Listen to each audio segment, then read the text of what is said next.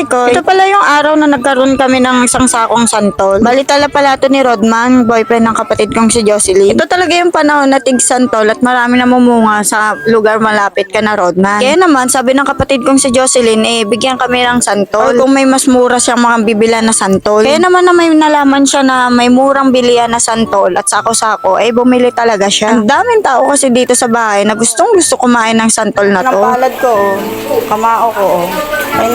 Imain nyo na to yung mga gusto ng santol, Naku pare ko, napakalaki talaga ng santol na to. Sinlalaki ng mga kamao namin. At dali-dali na nga rin ako kumuha dyan ng isa para kainin. Pero naisip kong i-alok to sa mga kaibigan ko through messenger. Kaya ang dami na rin nag-chat sa akin kung sino ang gusto kong bumili. Kaya mamaya ako nababalikan yung kinakain ko dyan. Magde-deliver muna ako. At nagpahatid na nga lang ako sa motor dito sa kapatid ko. Kasama ng pamangkin ko. Medyo malapit lang naman talaga yung dideliveran namin. Mas mabilis lang talaga kasi pag nakamotor at napakainit pa. Lumarga na nga kami dito kahit wala kami helmet kasi hindi naman highway yung pupuntahan namin. Pero mga pare ko, safety first tayo. Mag-helmet pa rin tayo pag magmamotor. Naganda-gandahan na naman tong pamangkin ko. Be, nakakain ko na talaga yung buhok mo, be. Oo. At fast forward tayo, nakarating na agad kami dito at hinintay na lang namin yung kukuha ng santol. Ikaw yung kay Jo sa'yo tapos kukunin niya na lang sa'yo. Ha? Ito yung bayad. Binito, hawakan mo. Bigay mo kay Ate Jo mo. Akin na yung kay Jo. Kaya tuloy ako sa'yo pare. Pare, buti nga Salamat pare Uy, humingi pa nga ng pasensya ang customer ko dahil isa nga lang daw yung nabili niya. At pinilit ko lang naman siyang bumili.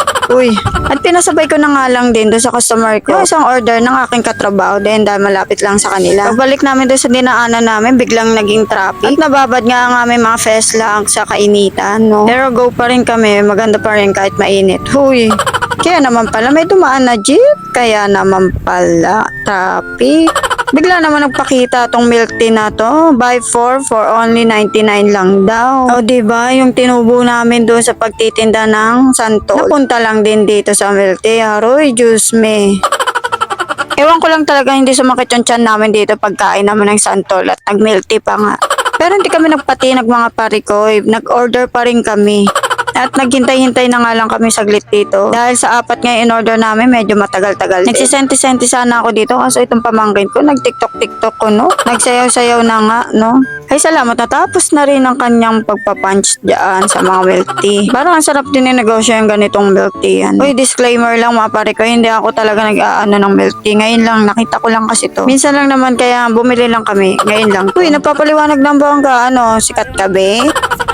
Gora bells na kami. Ang tagal daw namin kaya parang ayaw na kami ihatid ng kapatid ko. Kunting lakad na lang naman din to sa bahay. Hindi pa nga natatapos sa aming pagdideliver. Meron din kami sa bayang dideliveran. Total pupunta na rin kami ng bayan kaya hinatid na rin namin tong order ng kaibigan ko ng santol. Sakto kagagaling niya lang sa work kaya naman nagkita na kami dito sa harap na Humalong. Nahihiya nga dyan yung ka-work ko kasi alam niyang naka-video ko. Sabi ko ebidensya lang to na may order ka sa akin. Salamat pare ko sa pagbili ng santol. And that's all for today's video. Maraming salamat sa inyong panonood. Bye!